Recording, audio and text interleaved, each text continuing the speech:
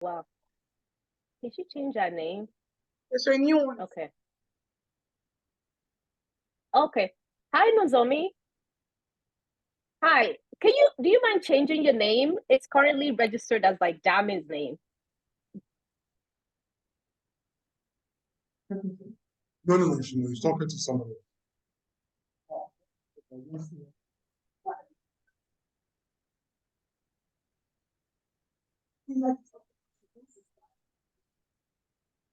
Sorry, yo. Ẹ má bínú o. No, torí pé kò sí, kò ṣe pé bóyá à ń sọ anything tó wà ẹ mọ̀ ni ò fi jẹ́ kí n sọ̀rọ̀. But wọ́n máa tẹ fẹ́ máa. I'm Okay. just joking. No, Okay. I'm just playing. Okay. Yeah, no, So how long lẹ máa wà lẹ́kọ̀ọ́ báyìí? For less than 2 weeks, I'll be leaving on the 5th of July. Oh, nice. Okay. Yeah. Okay. So, yeah, and this is the first time in 6 years. So, and you don't know this, but I grew up in Unilag. So this whole thing has been very emotional. Wow. In fact, it came out in the beginning of my reflections. Both of my parents, if you combine how long they worked in Auto for 41 years. Wow. I went to the primary school here, Oshe secondary school, international school. I went to international school here. I know the campus, so the whole trip has been very emotional. Oh, this is a very special thing for me. I've been told to back in by the powers that be. For the second later. Yeah. We have to actually compare notes. No problem. Definitely. No problem. Yeah. I'll share. Actually, they're asking me. There are only four people online. Zoom. Yeah, including the LSA. Yeah, but it hasn't. Yeah. Do you want to? You can take this chair. No. Yeah, we need to put it in such a way that. Abby. No. He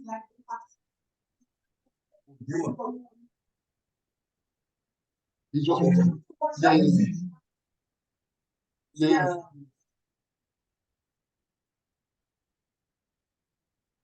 Oh yeah.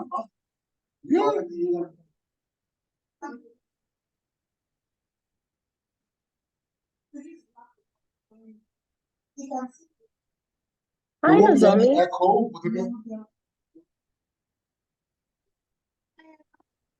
Hi, how's it going? Welcome. Can you hear me? Yes, we can. Okay, good, great. I was welcome. A little bit worried about my internet connection because here in Japan sometimes a bit congested. Nozomi, did we meet at the first LSA in New York? Yes, that was long time ago, 2016, isn't it? Yeah. And good to see you again. Good to see you again. Yeah. I've been thinking of talking about you a lot. Anyway, I know what this is being recorded, so I'll keep quiet. But yeah. Good to see you. Likewise. And Harimat as well. It has been long. Yes. It's been a while. I actually appear in the international conference. So that's it. Yeah. So, what time is it right now in Japan? Are you in Japan? Yeah. It's almost midnight. Wow. I was hoping to come to Nigeria, but it's still the academic term time, so I need to teach. Okay. Hello. Okay.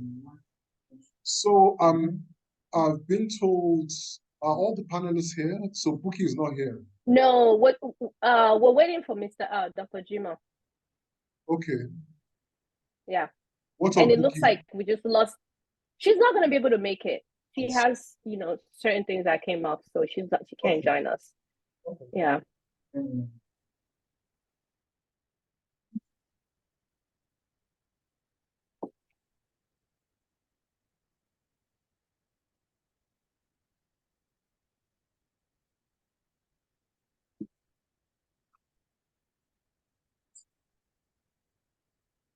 I saw one yesterday.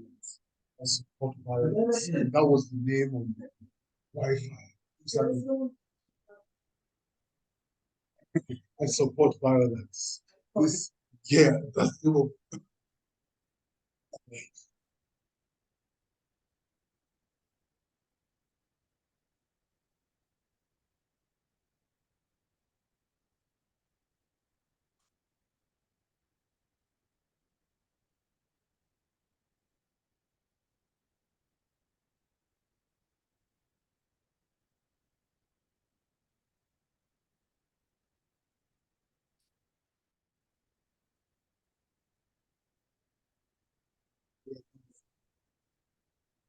Guys are doing a good job.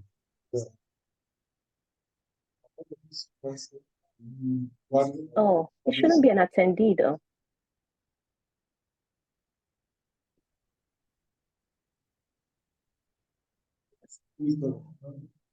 How do you send in a message?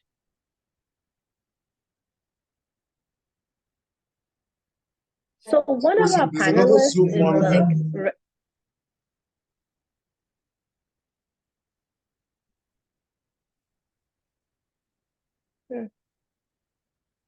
Yes, is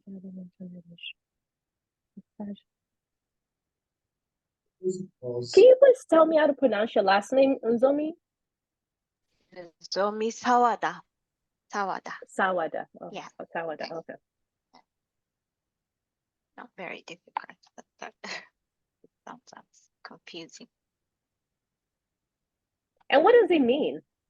Nozomi means hope, and Sawada okay. means like Bari. So my ancestor would probably living close to the Bari. Okay. I like that. Hope.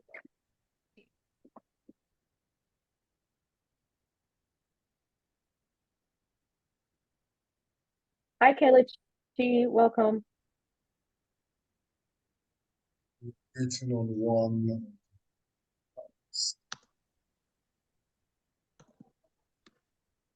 And use your own if you want.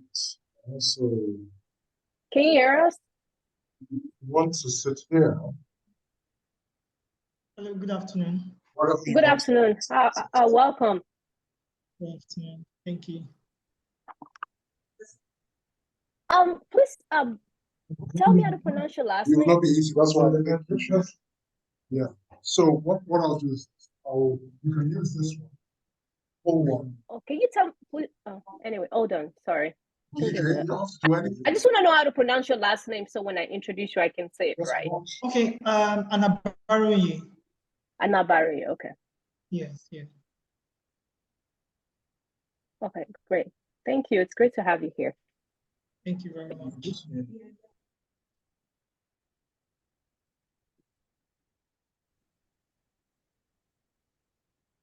All right. So at this point, we're just waiting for one more person. We're supposed to actually have started, but let me just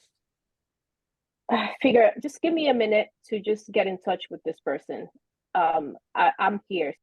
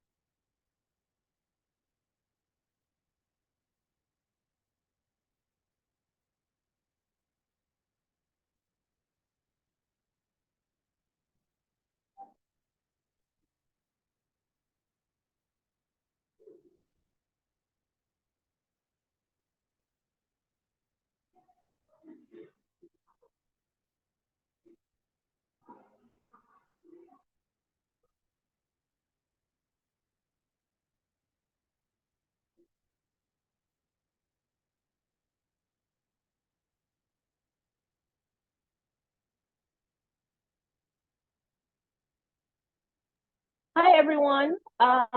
So our one of our panelists is just having connection issues. So I think we'll just give it 2 more minutes and then just start. Yeah.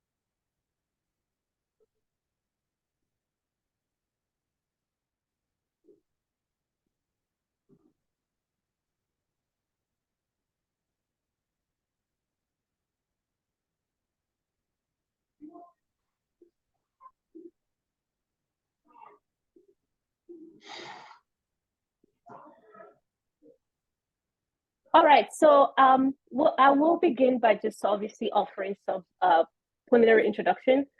First, we're really grateful to the Lagos Studies Association and the organizers for allowing us to have this conversation about Michael Echeruo's groundbreaking book, Victorian Lagos, that was published in 1976.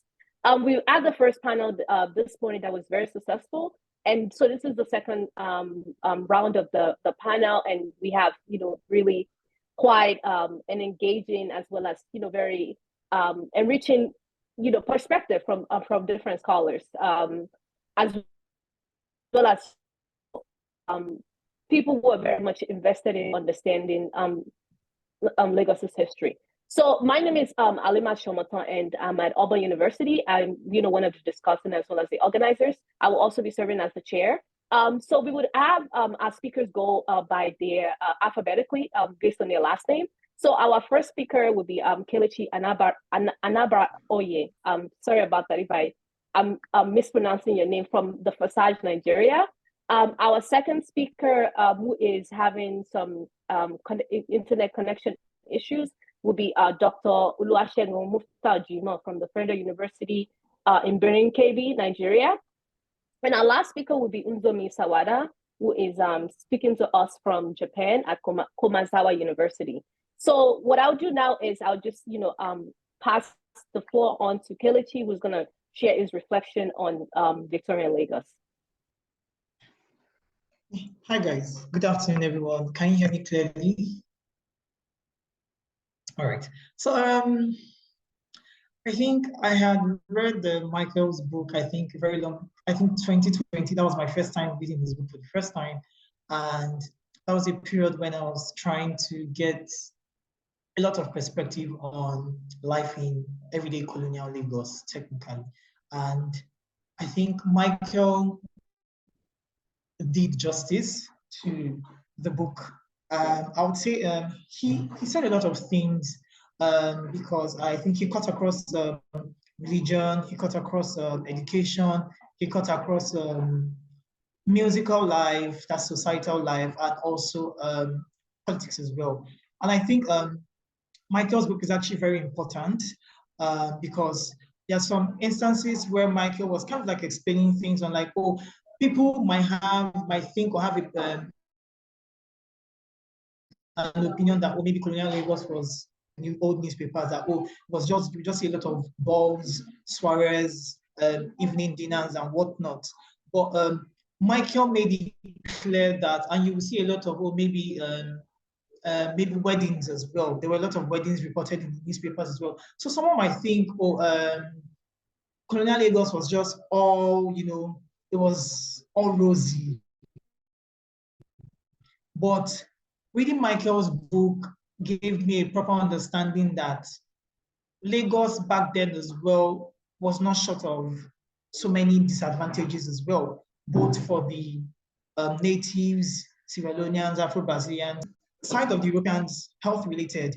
They were not used to our tropical weather. A lot of Europeans, malaria,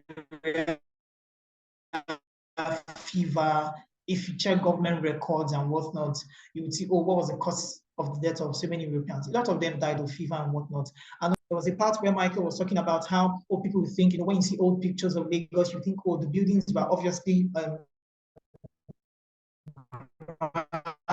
beautiful and all that. But many times people complain of dusty roads, complained of the drainages. They were bad, literally.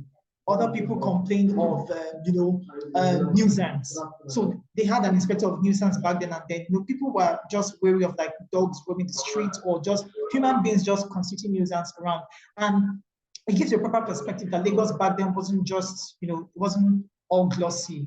It's basically, I think Michael's work kind of puts in perspective that Lagos also had so many disadvantages, had so many issues and whatnot. I mean, in fact, people might think, these guys were really, they had the time of their lives, definitely. But it doesn't cut out the fact that so many times natives always complain of so many things to the colonial government amongst themselves, sending in petitions and whatnot regarding education, the regulation of schools, health-related issues and whatnot.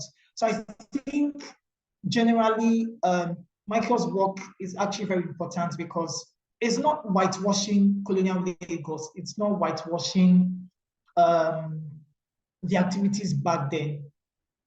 Michael was able to put the two aside that, evening balls happen, people enjoy themselves.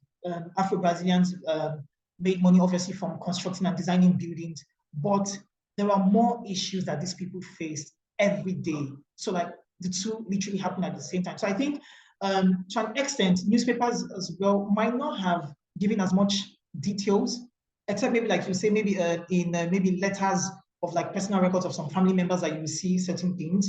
But I know newspapers did something to an extent, but on the other hand as well, there were some other issues that might have not have been recorded, and Michael's book with his thorough research was like, these are pertaining things that happened, sometimes whatnot. So I think basically Michael's book is actually very important in highlighting the two different things, the good and the bad of life back then.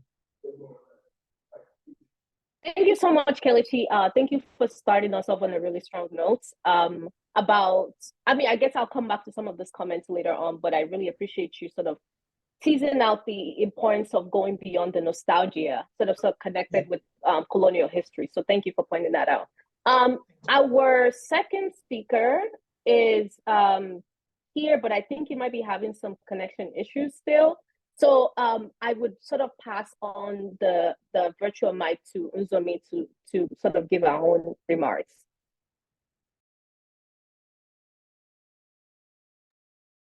Can I share my screen? Yes.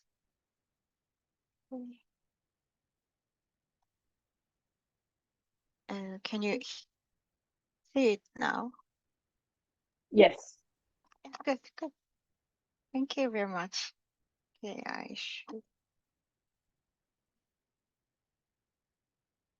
Hey, hello everyone. I'm Nozomi Sawada from the Faculty of Arts and Sciences at Kamadari University in Tokyo. Thank you for having me here today, and it's my great honor to join this book panel from here in Japan, far away from any of your places, I suppose. And there are some of the issues that the previous panel, my fellow panelists in the earlier panel had already pointed out, so that we could explore how this celebrated book, Victorian Lagos, can serve as a springboard for more research on pre-20th century Lagos. But for the reflection, how my own research reinforced and complemented Echeruo's argument, I would like to once again focus on the Lagos newspaper, which was the main source for this book. And my presentation consider what are the advantages and limitation of the newspaper as a source of Lagos history, and what ways can newspaper be re-examined. In my case, I will briefly show the experiment that I am now doing, quantitative text analysis to shed new light on the history of Lagos. Or at this stage, I would just like to share the idea about how computational text analysis could be used for research on early Lagos newspapers. Victorian Lagos was one of the first history book on the Nigeria that I led when I started my PhD course in the University of Birmingham in 2006. That was a long time ago. And it was the time when I formally started researching African history for the first time in my career. And when I reread this book, I found how much I was influenced from Echeruo's description of the society of 19th century Lagos. And although he deals with various aspects of the society, including Yoruba hinterland issues and entertainment and free time activity, education, religious situations, his description of educated or the civilized elite of the society somewhat in positive way. I mean, not uncritically, but there was very new to me at the time, because my background before entering University of Birmingham is in Tokyo University, and I was in the British Area Study Department. As at the time, University Tokyo didn't have any African history department. And in Japanese historical academia, idea of colonial responsibilities, or how we should compensate what we Japanese did in the World War II, was still strong when I did my MA, and it affected or limited historians' way of writing about the history of the people in any colonial situations.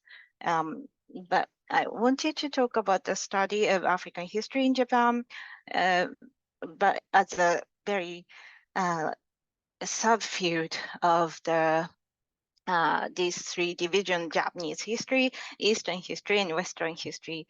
But there is a limitation of time, so I just move on to my current research focus on the in my next slide.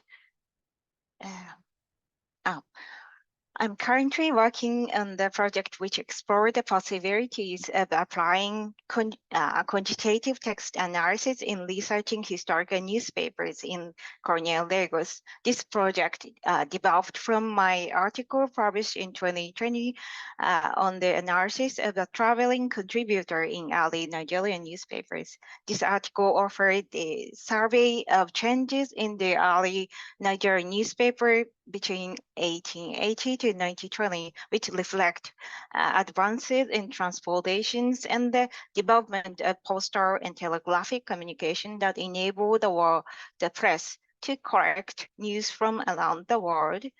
And my research project asked what a kind of aspect, in addition to those revealed by the qualitative approach, will emerge from their quantitative analysis, and how would such a blended approach make us to reconsider the assumption we have on the history of early Nigerian newspaper or the society itself, and how can we improve the reliability of the qualitative method of quoting and interpreting what historians including myself, consider typical example from the corrected text type data. And to answer these questions, my research introduced some quantitative method of text analysis using several softwares. And there is also one thing I should add about the primary sources, an online database. My research benefited from the online database, a very famous one called African Newspapers, 18 African newspaper database, and by the World Newspaper Archive and produced by LeadX. And as Center and Lockwell 2016 mentioned, it should be noted that there is a significant inequality in the availability of digital text, one that has a profound effect on the kind of work that scholars are able to pursue. And when text is available, there can be so much of it that we naturally seek ways of representing a significant feature of it. Which are read more compactly and more efficiently, often through visualization. This statement would make us reconsider about a method that used in historical research cannot be free from the historian's own situation, but but let me continue the assessing. And next, I will talk a little bit about the limitation of the English language newspaper as a historical source. And in newspaper studies, which first developed from Germany in the 1920s, a newspaper was defined as having characteristics of currency, referring to the current event, and universality, which covering diverse kind of topic, and publicity open to the public, wider kind of public, and the periodicity and regularly published. And in my project, I adopt the definition of the newspaper as shown as a serial publication that appear regularly, consists of folded and staples seed, and contain news on current event and editorial comment frequently with the addition of the announcement, blah, blah, blah, and put importance that it's published regularly for more than at least 3 consecutive years. Then I chose 7 English language newspaper above. Oh, sorry, not above this one. And the and for the quantitative text analysis, I especially focus on the Lagos Observer and Lagos Weekly Record, which has the most circulation of that time. And leadership, or the who is a literate segment of the society, is also things to be considered. And I would like to mention the limitation of online database itself as well. An African newspaper archive online database is supposed to be fully word searchable. Well, however, probably because of the poor print of the reproduction quality, it seems their optical character recognition has its lots of its limitation. When I was writing my PhD thesis in the University of Birmingham, I was so intrigued with the newspaper and the discussion relating to the creation and the emergence of the idea of Palm Oliver, and started this painstaking task of counting the number of the word Oliver and categorize their meaning by reading whole the pages of the Lagos Observer one by one. And in my research memo, I noted that there were at least 325 Yoruba, the word Yoruba in that newspaper. But when I searched online database, I only found only 124 hit. And this would suggest that the experience of reading the newspaper itself might change with the introduction of the online newspaper, online database, I mean. And so in my next slide, I wanted to mention a little bit about some of the definition of the field, but what I wanted to say here is that, well, digital humanity is a framework for the sharing and discussing new possibilities and challenges arising from the encounter of digital technology with various fields of humanity disciplines such as history, literature, linguistics, archaeology, bibliography, and iconography. And it's also described as a methodological commons, a big tent of knowledge sharing. And I think and this idea of interdisciplinariness is sorry, would be very useful for the African historical research, as it is required to combine with various kinds of sources and also methods as well. And I think I will skip this. I just wanted to say that digital humanity is not only the framework, but also interdisciplinary research field, which would be useful for our studies as well. And my own research is that it is said that there are three kind of major trends in digital humanity, and my own research is analysis oriented, and some of the things are visual. I wanted to visualize the result coming from the newspaper analysis. And in this slide, I put some of the text analysis tools, but rather than explaining in detail about them, I just would briefly mention three of them that I use for today's presentation. The first is Echeruo, an open source free software for quantitative content analysis and text mining. And this can be used for data exploration and improve reliability of the analysis. And the second is Boring Tools, which was created for literary research. And this is the most widely used text analysis and visualizing tool, which is useful for preliminary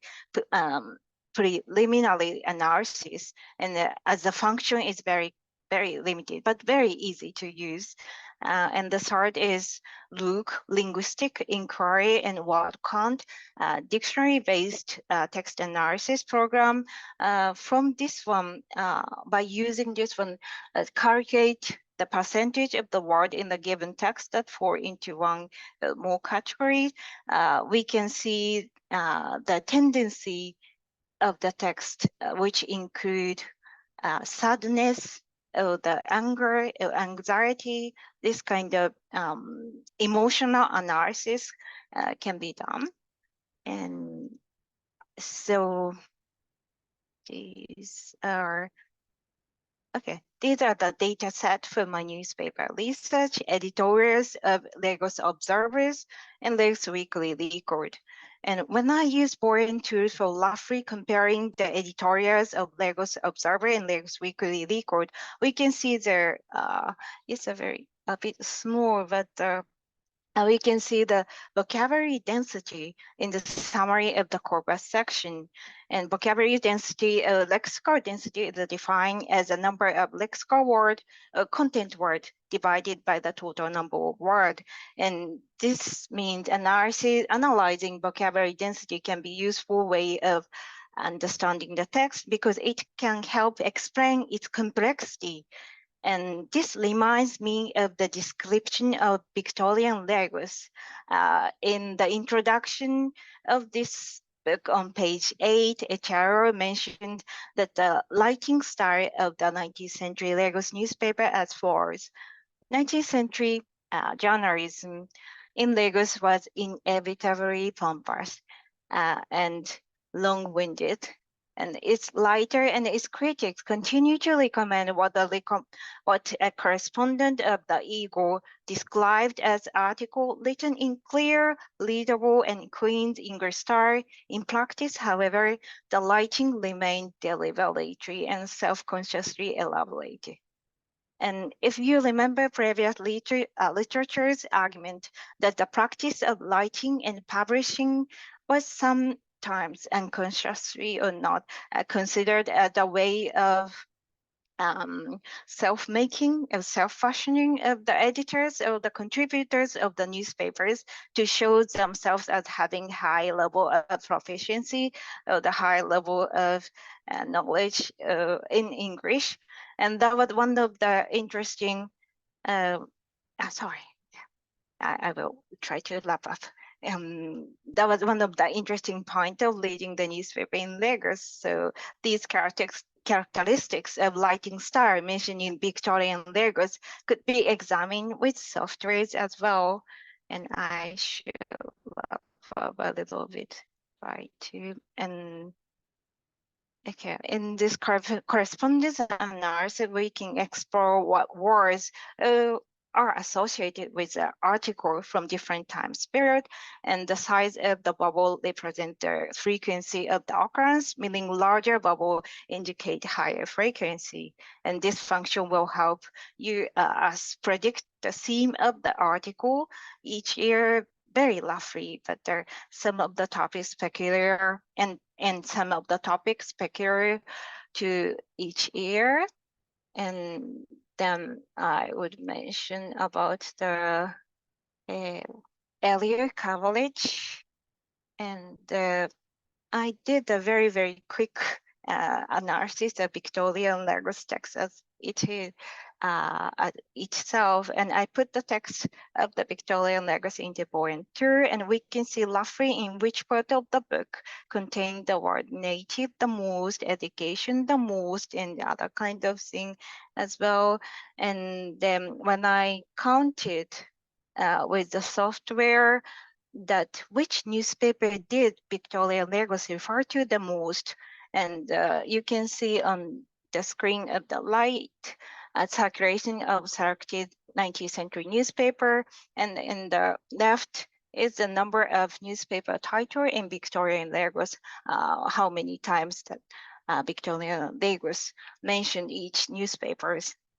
So when we think about whose Lagos that Echeruo was describing in his book, the table on these kind of data could help or some of the issues that might not be available when just reading the text.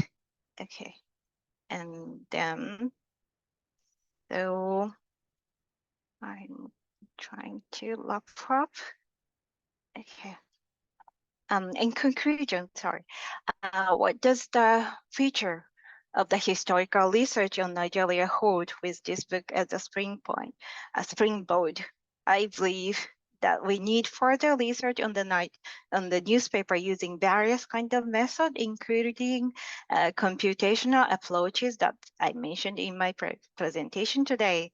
And while other sources such as images, maps, photos, and objects are also crucial, it would be interesting to compare the descriptions of newspapers published in other colonial cities such as Accra or Sierra Leone. And so what we need would be a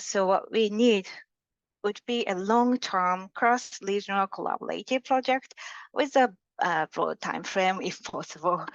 It's ideal, but to revisit the history of Lagos as Echeruo attempted to explore and envisioned in his book. And maybe we can start it from this panel. And I hope I could show the reflection on how my experiment with my research method would reinforce Echeruo's argument. Thank you very much for listening.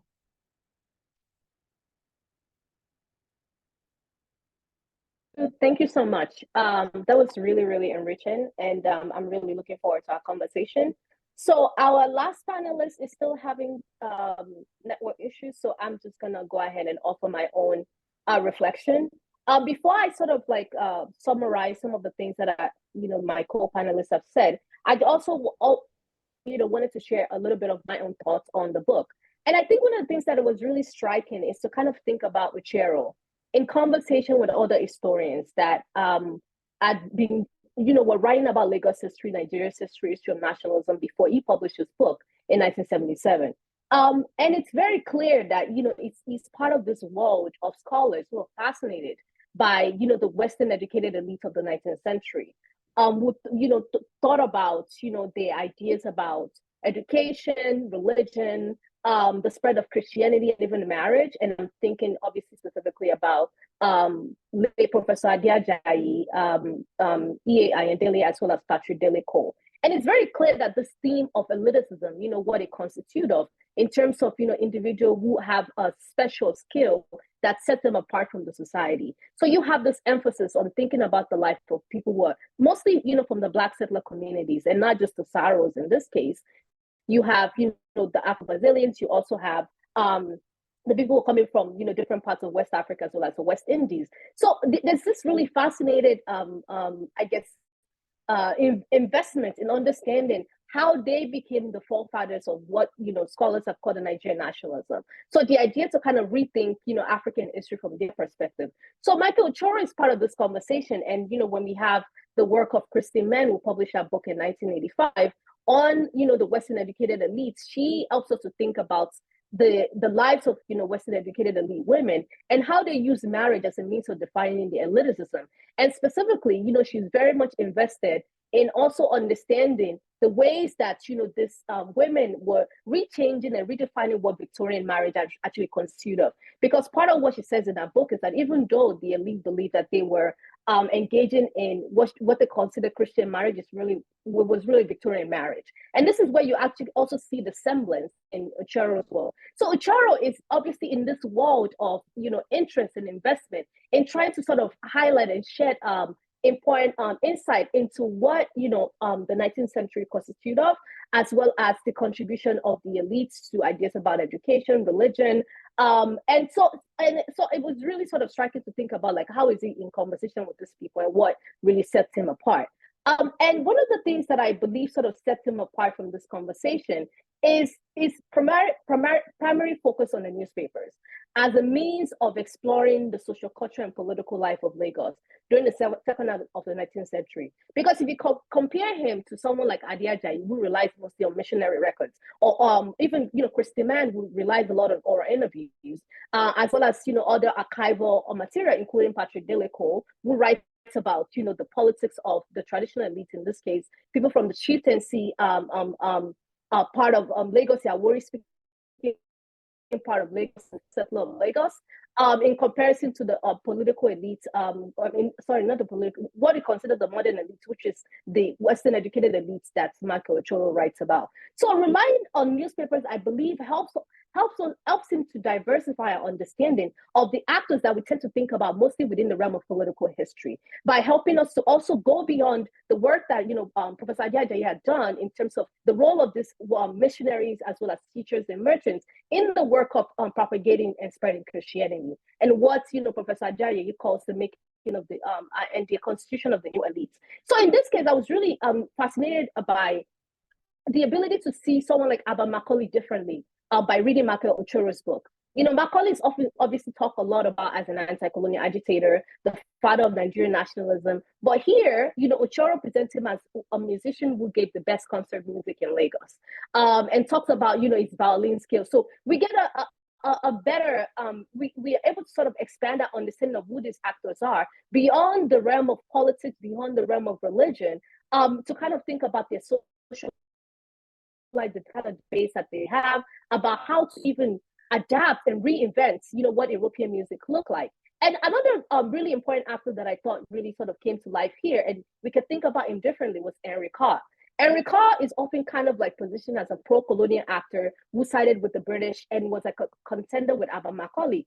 But when you read the section on education, you see Henry Carr as one of the proponents of using Yoruba as the first language in primary school. So Henry Carr's image and perspective becomes much more broader beyond the silos that we sort of put them in. And we're able to get this idea because of, Echeruo's, brilliant work of, carefully sort of rethinking and trying to reshape our understanding of the different aspects and facets of 19th century Lagos. And I also think that, Echeruo's work isn't just about diversifying our understanding of this, world famous actor, he also laid the groundwork for many of the arguments that some scholars have made about African press much more broadly in the Black Atlantic. So, for example, you have Fred Omu's work, who writes about press and politics in Nigeria, comes after Michael Echeruo's work. But one of the things that Michael Echeruo emphasizes is the need to kind of think about the constitution of the newspapers, and not just the newspaper as sources, but also how the kind of creative work that the editors did in putting the papers together. And I think Uzomi kind of gestured to this when she's talking about the language that the authors used when they were constructing, when they were submitting their article. Echeruo, for example, emphasized the fact that the press wasn't just a carrier of news, but they offered opportunities for traders to advertise their business. They were also helping the government to publicize its news. So it wasn't just any kind of, it can not just be narrowed and reduced to just a newspaper. It had a lot more to offer, and you have more creative work that's involved in making a newspaper. So the idea of the press as not just a source, but also an actor, and not just as an actor, but also thinking about how it's made, the ways in which the editors will copy and paste different ideas from different sources in order to create this unique piece known as the Lagos Press.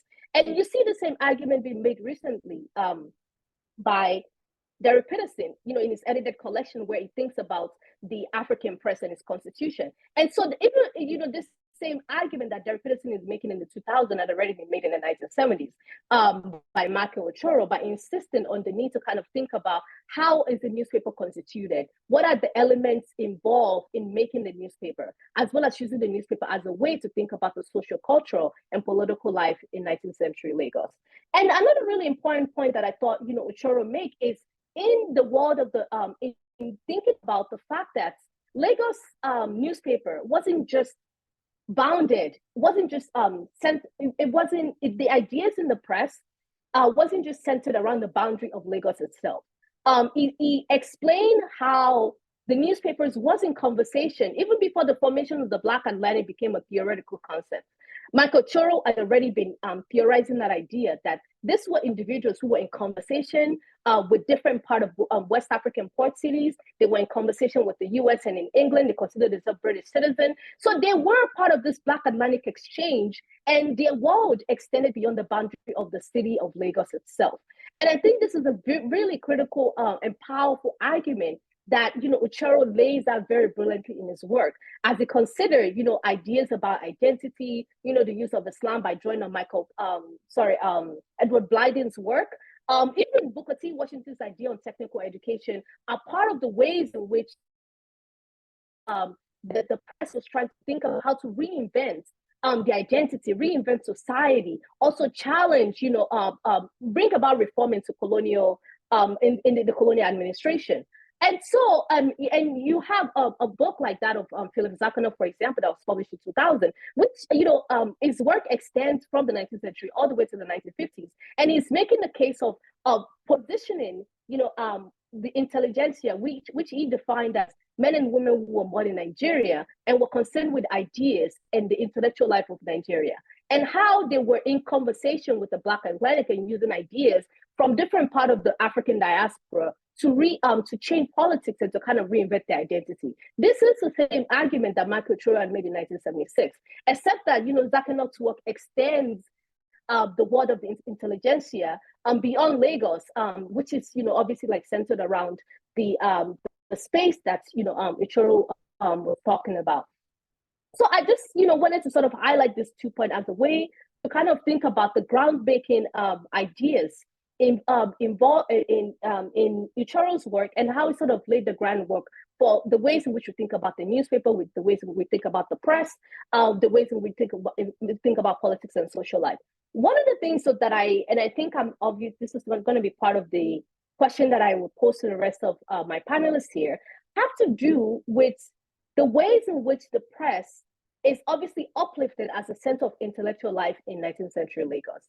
Because one of the things that he said at the conclusion is that you have the written English, the Western educated part of the community that gets to be centered as the sort of like the upper echelon of intellectual life.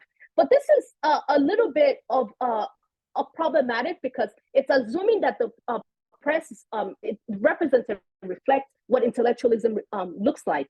You know, for example, you know, we still are not talking about intellectualism within the realm of the chieftaincy families, the Awori speaking people, and other Yoruba speaking communities that were also centered in Lagos. And one of the, and this point really came across for me when reading about the debates over drumming and the government decision to ban drumming in the 19th century, and how the chiefs talks about the ways that drummers who come, they consider drummers as part of how the historical record is being preserved. So the question then is like, how can we think about intellectual life and ideas beyond the press itself? Because obviously the press has always been at the center of trying to help us determine what intellectualism is. And so the I guess my criticism as well as question is how to think about intellectualism beyond the press. And this obviously comes with the ideas about the limitation of the press in terms of like how it's actually able to help us understand the social cultural life in 19th century Lagos. And my other question has to do with who are the people, and this is really more about identity formation. You know, who are the people that Echeruo views as part of Victorian Lagos, and how do we characterize them? And what are the limits of drawing on the historical actors' own categories of identification of themselves? Because you have a lot of identities that he draws on and talks about. He talks about the elite as African, as civilized, as native, as Yoruba, as Victorian Black, as British citizen. And Echeruo also does a good job of demonstrating that the actors that he's describing, you know, they're cosmopolitan actors whose worldview transcended the boundaries of the colony of the city of Lagos. And so I guess and other times he also describes them as what they're not. He describes them against people that he considered the true Nigerian or the African, right? So the question then is, how do we define this group of people that he's talking about? Because he defines them against what he described as the ordinary, the indigenous African mind and experience. What are the ways? So I guess the main question really is like, how, you know, who are the actors that he's talking about? How do they sort of understand themselves? What are the changing ways in which they have this debate about who they are? In this case, ideas about identity. What are the ways in which the identity changes? How do we map that out in the press, and how Echeruo writes about it, or even moving forward? The second question, you know, have to do with this question of whose Lagos did Echeruo represent in his book. It's very clear that obviously Echeruo emphasizes the perspective of the Christian community, the perspective of, you know, the Black settler communities, often at the expense of Muslims who were as well as the chieftaincy families who were the majority in the city. But then you have moments in the book where he's obviously very clear. He critiques the fact that the press often portray alone at the exclusion of the other communities that existed in the city. So who is sort of marginalized and centered in this book that is sort of centered around thinking about the thought and way of life during the second half of the 19th century? And what are the consequences of positioning the press or using the press as a means of understanding this diverse community? And what are the histories that we can write that will consider the experiences and the ideas of the diverse community that exists in Lagos, as well as the relationship among each other? Because, you know, Echeruo often kind of like presents the Western educated elites as living in almost like an insular, having an insular way of life from the rest of the communities that live in Lagos. And other times he's also aware of the kind of relationship and ideas and exchange that they have. So what are the ways in which we can, you know, think about how to sort of write histories that will not just position the Western educated as the most influential and the chiefs as the one who have been objectified by the press, but also think about the relationship that existed between them. And I see, you know, the work of, you know, Adelusi Adelu, for example, who was on the first panel, kind of dealing with and challenging the idea that, you know, the ways in which, you know, the Saros are often presented as living in one part of Lagos and divided from the rest of the city of the Afro-Brazilian. It's actually incorrect because you have a lot of like cross relationship, and you have a lot of ways in which people cross the boundary in which they were sort of situated in. So what are the ways in which we can write history that actually accounts for the forms of culture and social exchanges among these various communities? And how can we diversify our understanding of Lagos beyond the sort of like the Victorian aspect that Echeruo kind of like centers the book on? And like I said, I don't think Echeruo is not aware of the fact that there were other communities in Lagos. And he also critiques the press's narrow understanding or perspective on centering on being so concerned about the experiences of the Christian community, right? It's not like he's not aware of that. But obviously the book, as the title as well as the perspective, when you look at the conclusion, which I think should have been the introduction in my opinion, because it kind of lays out, who these people are. It centers a Victorian perspective. So the question is like, whose Lagos is he writing about, and how can we write histories that account for the diverse communities and the relationship among each other? And the last one, and I've been gesturing to this in my earlier comments, and this is the boundary of the city itself. What is the boundary of the Lagos that Echeruo is writing about? And how can we go beyond the boundary of the colony itself in trying to think about the history of Lagos itself? Because Echeruo, I think what it offers us is the ability to understand that Lagos was not an isolated place, but was part of a larger Black community that extended beyond the West African coast and into the United States, into the United Kingdom. But then, you have this tension of constantly sort of like moving the book back to Lagos. So again, the challenge here, or the question is, what does a history that deals with the competing geographies that shape the imagination and lives of the town people in Lagos sort of look like? How do we contend with writing the history of the communities in the colony of Lagos, while also dealing with the people's relationship with other actors in the West African coast and within the broader Atlantic world? So now what I'm going to do is bring in the comments from our previous two panelists. And the last point that I'm making about the need to kind of move beyond the boundary of Lagos, I think was made in Unzomi's presentation and in a new article where she talks about the ways to kind of think about the travels of Western educated elites as being based on how it's being captured in the newspaper. And obviously, your call for thinking about, for comparing Lagos newspapers with other West African newspapers is also really critical in terms of thinking about the need to sort of see the 19th century as solely centered around the boundary of Lagos itself. And I think one of the things that your presentation helps us to understand is, the new method and the new ways of reading the newspaper that can enrich our understanding of what this idea is, or what this period meant to the actors who was sort of centered during this moment. And one of the things I was thinking about when you were presenting the qualitative analysis is the changes in the concept of identity. You sort of highlight for us the times when Yoruba was very much like came up a lot in the press versus Native. And I'm wondering if you could maybe talk to us about how you put this qualitative analysis and conversation with political context. Why and how do you think this forms of identification are showing up at certain times? And what are the limitations of relying on qualitative methods? And as well as quantitative methods. So that's my question for you.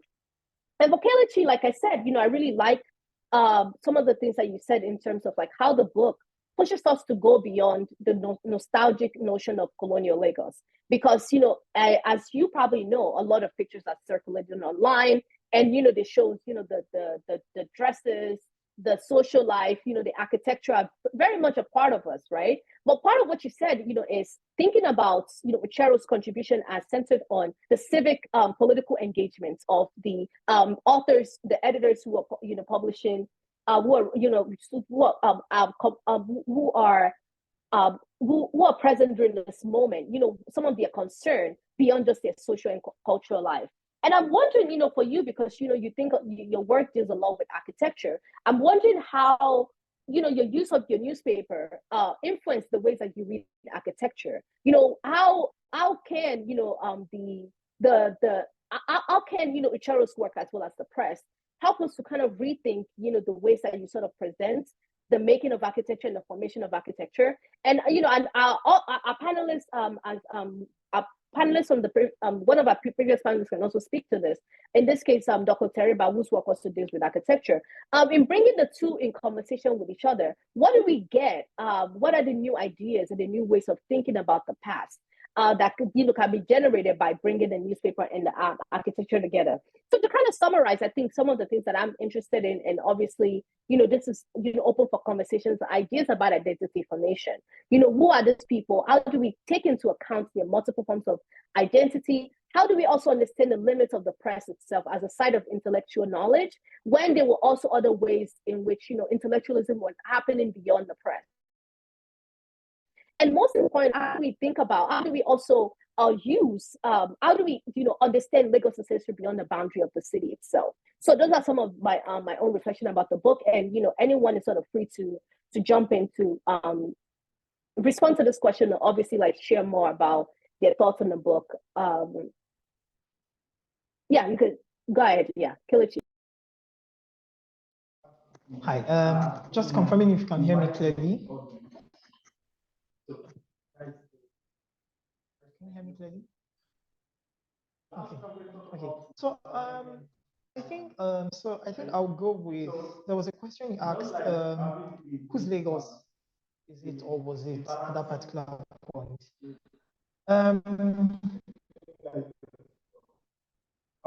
So I think it was newspaper editors, newspaper writers, and proprietors of newspapers. You might have seen as if Sierra Leoneans, because if we look through a lot of newspapers, the Anglo-African, Lagos Weekly Record, Lagos Standard, a lot of Sierra Leoneans were mostly talked about in the newspapers. Even the Afro-Brazilians sort of had, I would say, few mentions technically, yeah. And then in course of a lot of research that I do, sometimes I used to wonder, were there more Sierra Leoneans? I mean, obviously there were more Sierra Leoneans, but why? My point even was, why weren't Afro-Brazilians even mostly talked about? And I actually even felt like, oh, the Afro-Brazilians maybe were just secluded amongst themselves. Maybe the natives are also secluded amongst themselves. But I think what is actually very important is that it was everyone's Lagos, but because you had people who were proprietors of these newspapers who were Sierra Leoneans, majorly, John Payne Jackson was a Sierra Leonean. His son who took over. You can also use that in I think there's a lot of background noise where you are. It's kind of hard to hear you. Just give me a second. Sorry.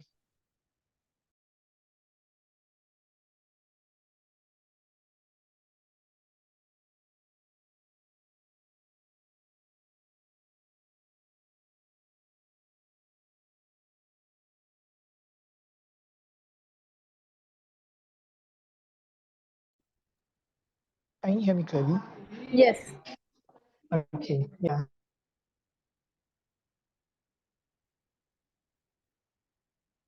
So now you're muted. Okay.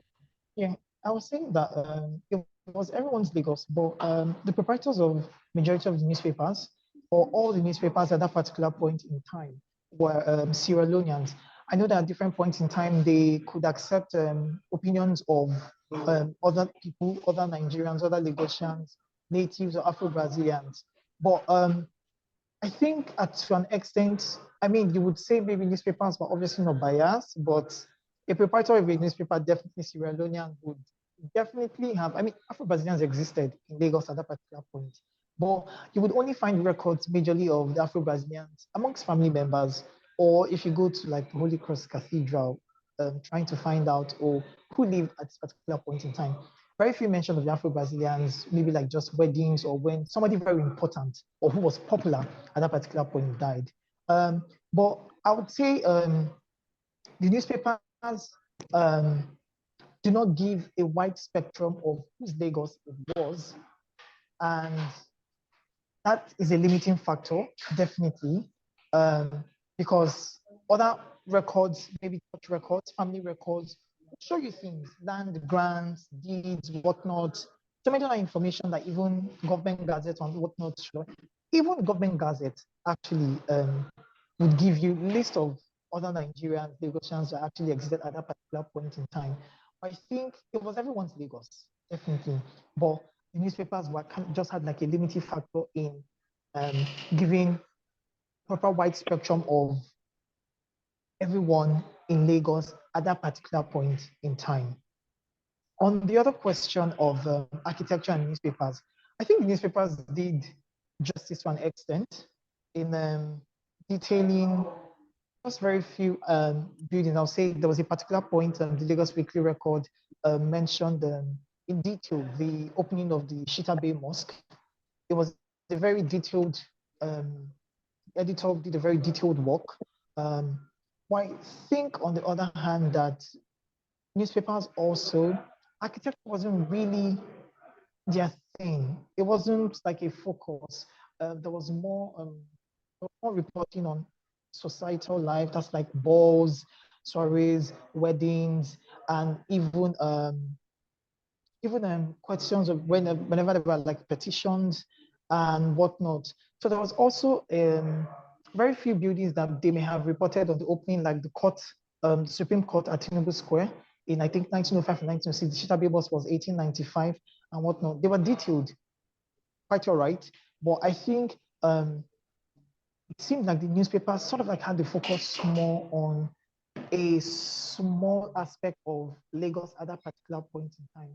Because if you obviously wanted to like do research on like architecture as well, you would obviously have to go beyond the newspapers. You would have to look for what's it called, old photos. And within my own personal research, I think I have even, because I have certificates from like Institute of Classical Architecture in New York. So it's that I learned even more about these buildings from that side than even what the newspapers may have even spoken about technically. Newspapers won't even to an extent say, oh, this is this, that. It's just like, fun fair, opening of the building is like a fun fair. It's like a social function, technically. So it's like, cutting across, societal life, even though it's a building, it's architecture, it's an Afro-Brazilian structure or a neoclassical structure like the courthouse, technically. So I would say on sides of architecture as well, there were also limited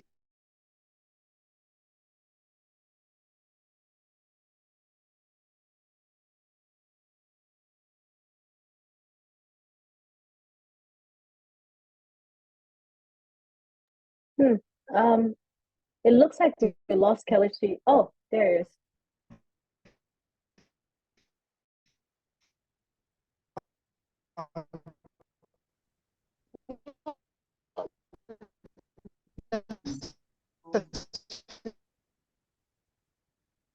Do you mind switching to audio, Kelechi?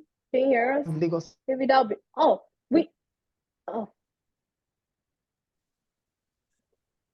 We lost you for a second. Yeah, now we can hear you. Go ahead. Yes, so I would say, people would generally think, when I started doing my research, I used to think that, Lagos Island, which was known as Lagos back then, Lagos, west coast of Africa, that's where people just resided and all that, the Brazilian quarters, what's it called, Olobo, where a lot of the Sierra Leoneans stayed. And also, in course of my research as well, a lot of other people, non-Afro-Brazilians, stayed in the Brazilian quarters. A lot of non-Sierra Leoneans as well stayed around Olobo as well. So there was something you mentioned about, it was sort of like there was a cross-cultural intercultural, marriage, Afro-Brazilians marrying Sierra Leoneans, Sierra Leoneans marrying Afro-Brazilians. So at different points in time, different people just kept on living within these places. But Lagos itself was not just Lagos Island. People lived around Ikoyi. Ikoyi was marshy, was bushy and whatnot. Very few people could live there for a few years. People lived in the Butemeta. From like, I would say, even in the 19th century, people had villas. People went for health rest at the Butemeta. So I think understanding Lagos beyond Lagos Island is that life also happened beyond Lagos Island. You would see that's why when different mentions in newspapers or in some papers, you see people mentioning, people would go to Ebute Metta for health rest, or whenever people did weddings, they went to the honeymoons at Ebute Metta. People never realized that people went to Ebute Metta for weddings. So people would think that, oh, everything just happened within Lagos Island, but people went to Ebute Metta for weddings. It's showing that Ebute Metta served as not just a health resort, it's also served as a honeymoon location, a vacation spot. Even at some point, Victoria, which is now, which used to be Bar Beach, now Eco Atlantic, used to serve as a honeymoon spot aside from Ebute Metta as well. People lived beyond Lagos Island, Ebute Metta, even Agege, down to Badagry, and of course, method of transportation by water from the very earliest periods of time. But understanding Lagos beyond Lagos Island is that realizing that there was life outside of these places, but newspapers also didn't record as much. I don't know maybe what the limiting factor was, if maybe there was no opportunity to get like a respondent or a reporter from those areas. But I think one interesting thing is that when the governor usually, whenever they went for like I would say, I don't want to kind of like use the word expeditions technically, but whenever they went to just like even hinterland and they came back, I think newspapers kind of like got information of, oh, what had happened at that particular point. Because if you read some newspapers, you will see whenever they're recording death of some people from, let's say, Agege or even Badagry, the records, the information comes sort of like late. So if the person died, like let's say 7th of March 1920, and newspaper would have probably recorded in May 1920.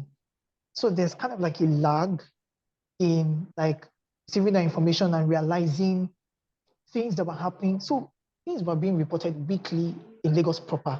But for other areas outside of Lagos Island that we know it now, information came in very late. So and even information didn't come in as much. I mean, there were a lot of things that would have happened, but I don't know if it seemed like, picking information, oh, this is maybe what is important. Maybe the battle of Ekpe died.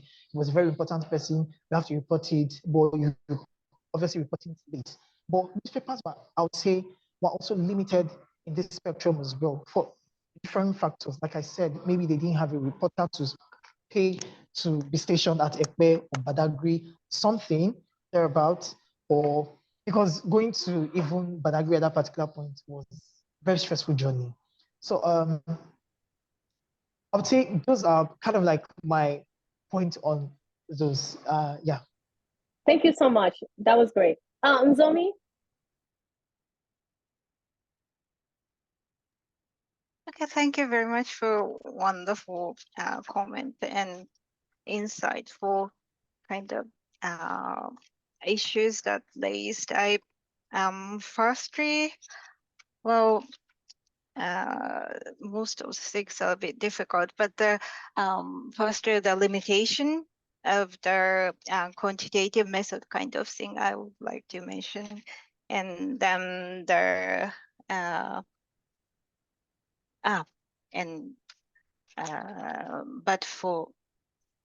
but in the beginning, I like your argument about the Harima. I liked your argument about the newspaper as not only the carrier of the news, but the actors of the discussion, several kind of issues in their course, and the, what should I say, and although the Echeruo's book based on their Lagos newspaper has lots and lots of limitations, I wanted to see this book as a kind of envisioned Lagos, envisioned kind of not idealized, but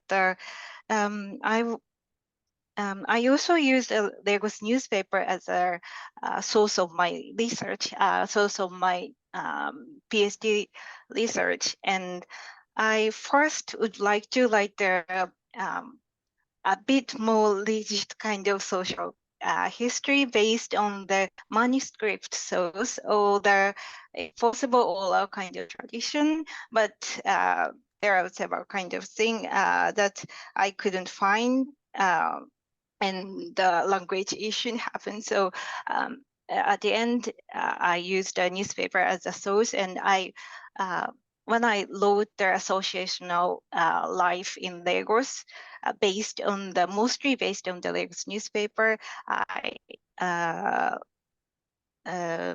recognized my thesis as something of the not totally based on the fact, but the things written or the information that the Lagos publisher would like to put or the record or the fixed in the print and wanted to disseminate to other world. I mean, other world is also within Lagos or into the Black Atlantic diaspora, African, or the probably only British West African educated elite community, but they wanted to what kind of information or what kind of topic that the Lagos publisher would like to archive. And so it's a little difficult to say, but it has our own limitation. But Echeruo's book is a social, at one point it is a social history of Lagos, but it's also, I see it as a, kind of how the Lagos publisher would like to show their society and would like to record their society as it is. So I'm not very sure how to say it, but and then next, the limitation of the quantitative method, and there are lots actually. When I started this experiment, I several times regretted it, because you can read it and you can read whole of the newspaper and it's easier to understand, and the cross-reading would help me understand more about the society itself. However, I had it would be a little bit of my own things, but I had always had the anxiety of the things that as a historian, I cannot be free from my own situation. I'm not African, I'm not Nigerian as well, I'm not English native speaker, and how could I contribute to their historical research of Nigerian newspaper, and I wanted to have a kind of reproducibility in my research, and would like to have a way. Would like to search for the way that the person like myself can also have spot, also have the position in, even if it is a little contribution to African history. So yeah, it has a lot of limitation that we cannot consider about leading the line kind of thing, and we can just count the word. So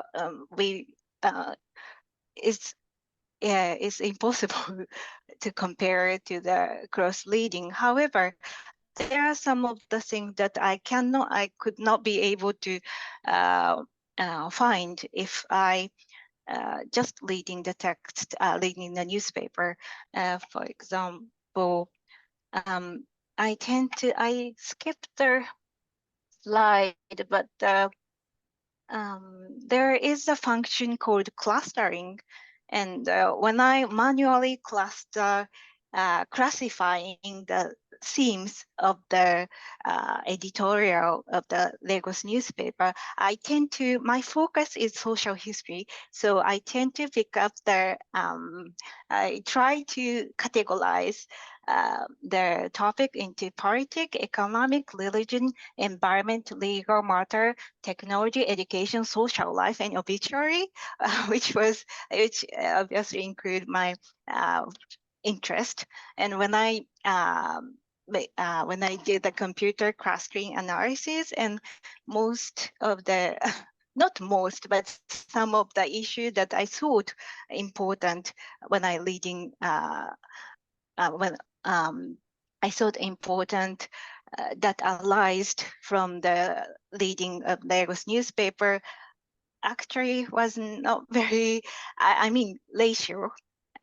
If I talk about the ratio, was not that much included in the newspaper. So that was a little bit of the little bit not very good point for myself, but still I wanted to have a liability, and even I could have an argument or the point of view by myself that I wanted to focus but the computational method could show us the bit more factual aspect of the Lagos newspaper or the other kind of text that I cannot see from my point of view.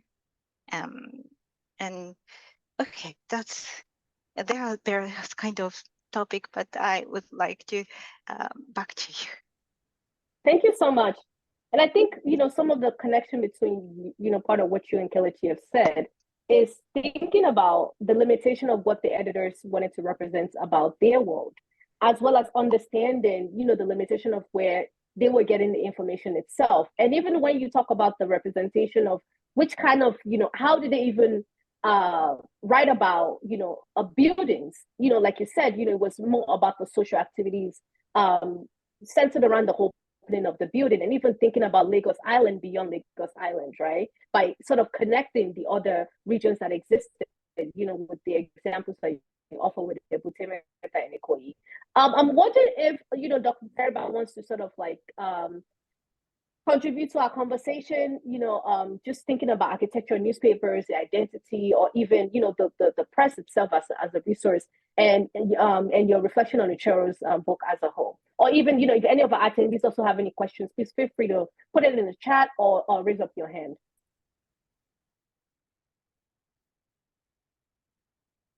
Well, I want to thank I just want to thank all of you for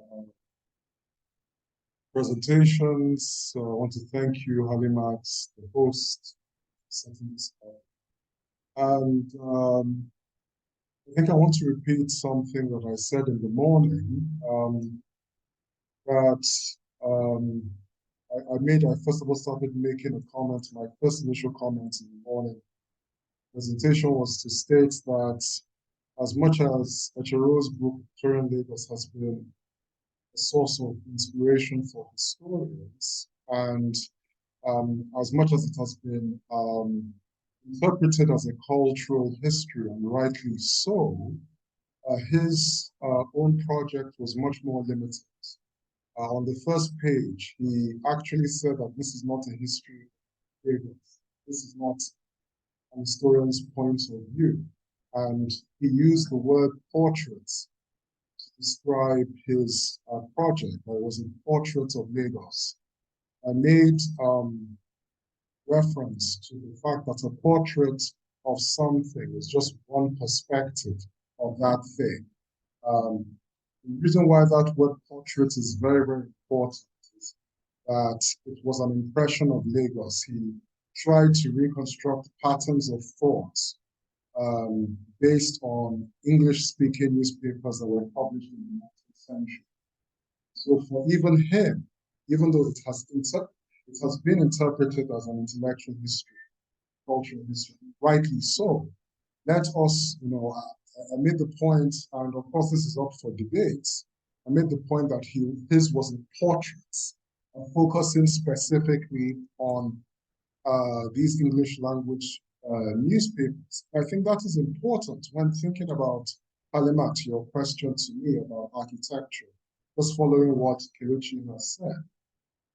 The agenda of, as Kelechi rightly alluded to, the agenda of the newspapers was limited.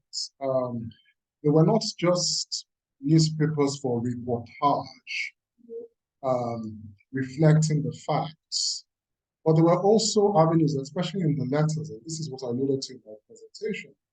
The letters to the editor, various of the newspapers, were avenues for very creative prose, a 19th century prose, prosaic kind of prose. And so there were also places of creative writing of a certain kind. They were not exactly media for architectural history as such. And so when Kelechi talked about the Shutabe, I even showed the Shutabe Mosque in my presentation this morning. As Kelechi rightly alluded to, the details of that are sparse, only because it was a journalist, it wasn't an architectural historian, right, talking about the Shutabe Mosque. And so given the medium, right, of reportage and just the journalistic enterprise, it's hard to expect from, you know, the entry or the reporting of the Shutabe Mosque that Kelechi alluded to in the Lagos Weekly Record is very, very small. It mentions the two chief builders that were constructed, Porfirio and Martin. It mentions the date it was opened. It mentions some of the dignitaries that were there, but that's it. There are no reference to materials. There are no reference to architectural form.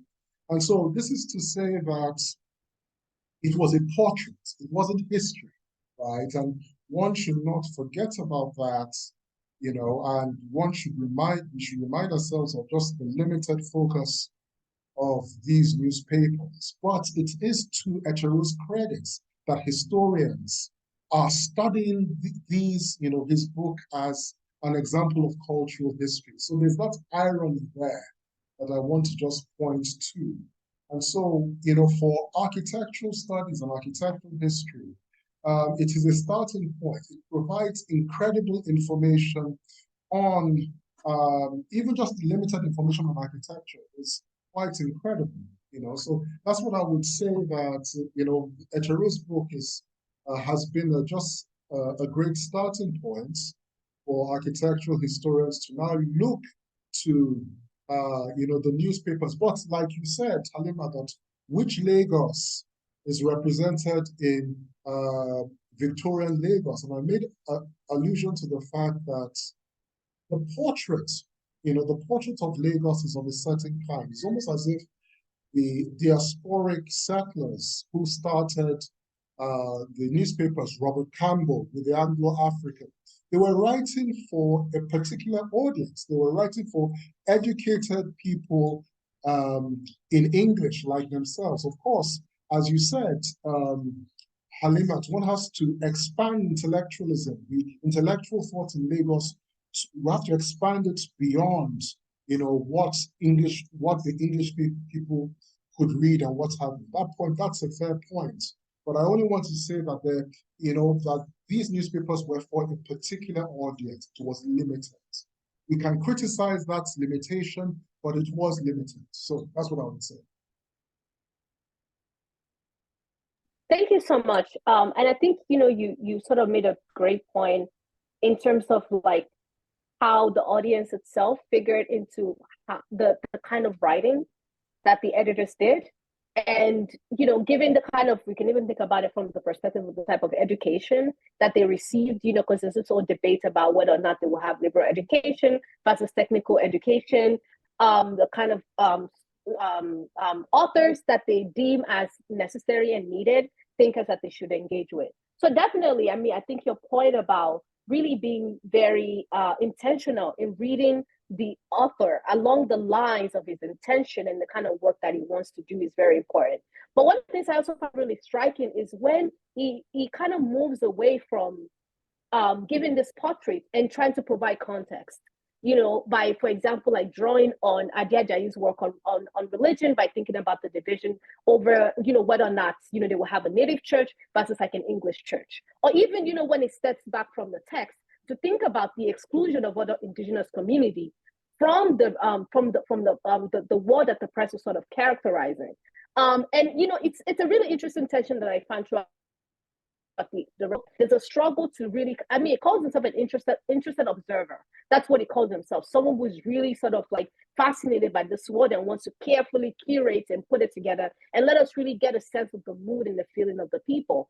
But I mean, and I think, you know, obviously it's you know, up for contention in terms of thinking about it's even its own method of writing the text. It's very, very important to consider. I know I think we're out of time. But I'm wondering if we have it out from the people in the audience.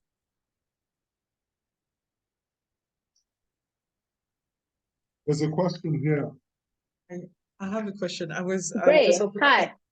Hi. Everybody. Hi. Good to see you. Nice to meet you again. Sorry, because I opened my computer to send a question, but yes.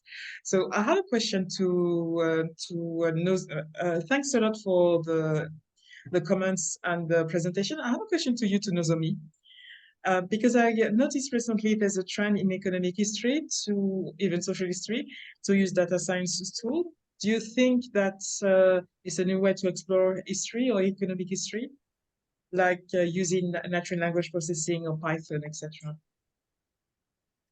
Sorry, we can use it for, you said economic history? Sorry, I got the Do you think it's a way to explore new aspects of economic history or social history by using a data science tool as you did? Like natural language processing. For myself, I try to use it to reinforce, clarify what I already found out, new way in the sense. However, I myself use it as a reinforce or the clarify the things that I have found by myself already, and wanted to have a bit more proof. But sometimes there is a bit of the new kind of finding that my own kind of perspective dismiss. So sometimes, yeah, I can find new kind of finding, but it's not totally the new method. That this kind of computational analysis is just a kind support our understanding of the cross-leading. So cross-leading or the more qualitative kind of research methods is necessary. But I wanted to have some kind of additional or the support assistant with the software. Yes. Does that? Thank you very much for your comment. Thank you so much. This was really enriching, and I learned so much from everyone. I want to thank LSA again for giving us an opportunity to have this conversation. I hope we could continue in other formats. It was good to see everyone and meet new folks. I hope you enjoy the rest of the conference, and you know, have a wonderful rest of your day. See you around. Bye, everyone. Thank you so much. Thank you. Bye.